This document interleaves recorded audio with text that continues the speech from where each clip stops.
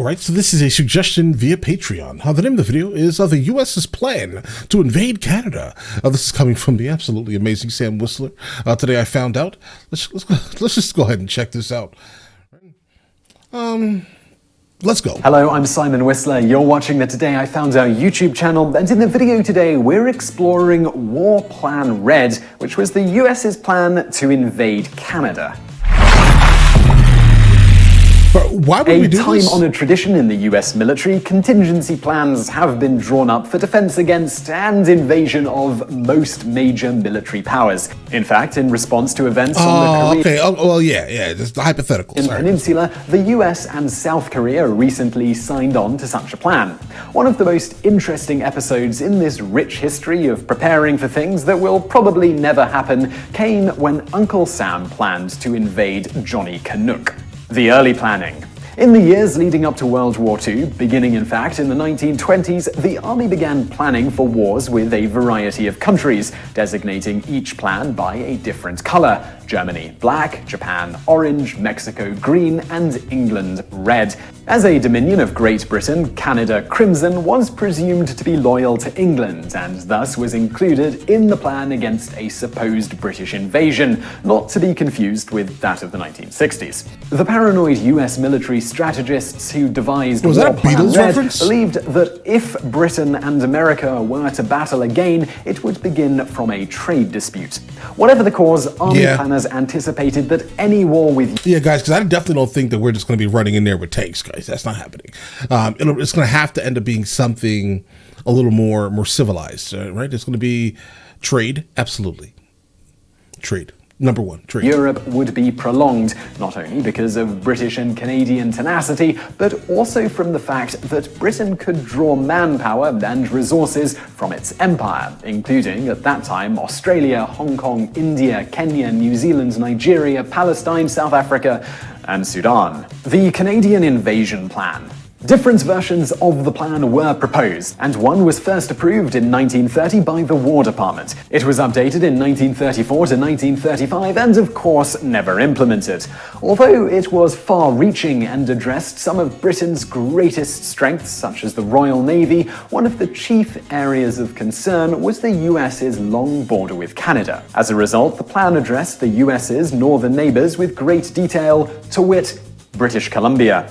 With its vital Navy base, military strategists planned a naval attack on Victoria launched from Port Angeles, Washington, as well as a combined assault on Vancouver and its island. Successful occupation of this area would effectively cut off Canada from the Pacific. Manitoba. The central hub for the Canadian railway system was located in Manitoba's capital city, Winnipeg. Army strategists felt that a land assault could easily be launched from Grand Forks, North Dakota, and Canada's rail lines neutralized. New Brunswick and Nova Scotia. Military planners apparently hoped to stun the maritime provinces with a poison gas attack on Nova Scotia's capital city, Halifax, then also home to a major naval base. The chemical battle would then be followed by a sea invasion at St. Margaret's Bay. If that didn't work, an overland mission and occupation of New Brunswick would hopefully isolate the valuable seaports of Nova Scotia from the remainder of Canada, effectively stopping British resupply of its forces. Ontario. A three-pronged... Guys, the fact that we literally saw that oh man, the fact that we literally sat and thought this out, right, is wild. Now don't get me wrong, I'm sure other countries have done the same exact thing, like as in like just in case measures, right? But why exactly would we publicize this information? Because like now, how do Canadians go on with their day thinking that America, very specifically, well, how about this? The United States of America has an absolute plan to take over their land. Guys, how do they sleep going forward? Right? I mean, obviously, hopefully this is all hypothetical, but the fact that the fact that the U.S. government actually put something like this into action is somewhat frightening, I'm sure, right?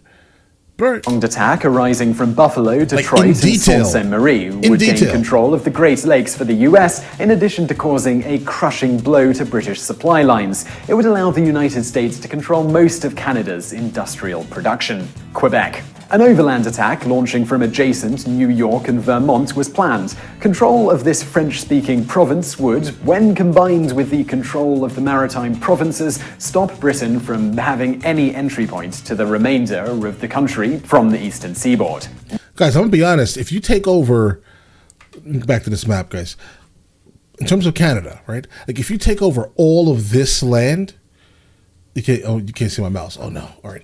If you take over just the east coast of Canada, you basically ended Canada, guys. Just keep that in mind. The majority of the people who live in Canada, for the most part, live below a very specific line. And if you were just to move in a little bit across the border, Canada would basically be done, bro. That's just real. Because, again, the majority of the population lives super close to the United States of America. The majority, overwhelming majority. Like, just, bro, go in through Toronto. Take Toronto and move up and east. Canada's basically done. From having any entry point to the remainder of the country There's like nothing from the left. eastern seaboard. Revelation of the plan. Although it was declassified in 1974, portions of the plan were inadvertently leaked long before. During what was supposed to be classified testimony by military brass to the House Military Affairs Committee, two generals revealed some of the details of War Plan Red. That testimony was mistakenly published in official reports, which were picked up and printed by the New York Times. Also revealed in the New York Times was the fact that the United States Congress had assigned $57 million in 1935, nearly $1 billion today, in order to build 3 air bases near the US-Canadian border in line with War Plan Red's recommendations in case the US needed to attack Canada. These air bases were supposed to be disguised as civilian airports, but the government's printing official accidentally reported the existence of the air bases on the 1st of May 1935, blowing their cover. Oh, Interestingly, no. War Plan Red's recommendations also proposed that the US not just invade in such a war with Britain and Canada, but take over, adding any conquered regions as states to the United States. Nah, bro. Guys, most of Canada's land is not usable, guys. It's just not, you're not growing anything on a good amount of that land. It's too cold. It's too consistently cold for regular, like, human life. Again, it's the reason why people tend to live around the Great Lakes, guys. That's about it, right? And maybe north of Maine, Nova Scotia, etc., right? But other than that, guys, Canada can keep their country, guys. It's too cold. And now the sad history of Americans invading Canada badly. Americans have a history of underestimating the Canadians. For example, in the Revolutionary War. In September 1775, Benedict Arnold, when he was still on the side of the United States, led an unsuccessful assault on Quebec City overland through difficult Maine wilderness. Over 40% of Arnold's men were lost making the attempt, and yet inexplicably he was promoted to brigadier general. And then there's the War of 1812. During the Second War with Britain, Thomas Jefferson...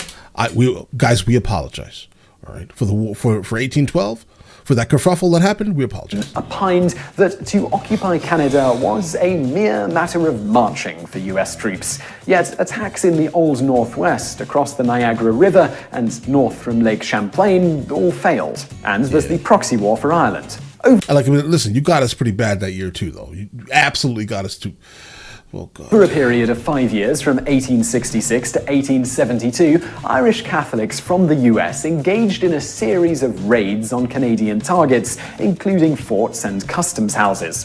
Known as the Fenian Raids, the Fenian Brotherhood had hoped that their actions would force the British to withdraw from Ireland. They were unsuccessful. And then there's post-Cold War. In 1995, Michael Moore created a fictional war between the United States and Canada in the comedy Canadian Bacon.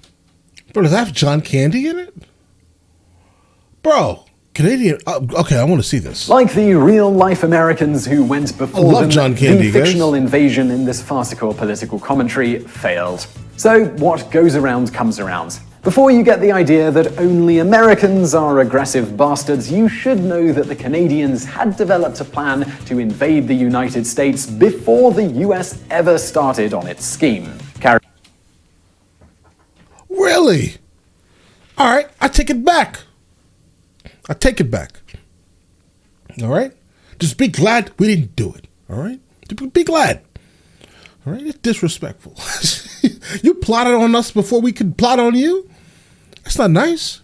Characterized as a counterattack, the That is not 1921 nice. plan more accurately resembles a preemptive war. The brainchild of See? Look at Lieutenant that. Colonel Buster Sutherland Brown of the Canadian Army, the plan called for a surprise attack on the US as soon as the Canadians had evidence that America was planning an invasion. It was felt that a preemptive strike was required as it would be the only way Canada could prevail in a battle with its larger southern neighbor, which benefited from a far greater arsenal and much more manpower. Other advantages of the quick strike included the fact that the war would be fought on American territory, so losses in civilian life and infrastructure. Hey, we don't really fight battles unless it's our battles on our land, all right?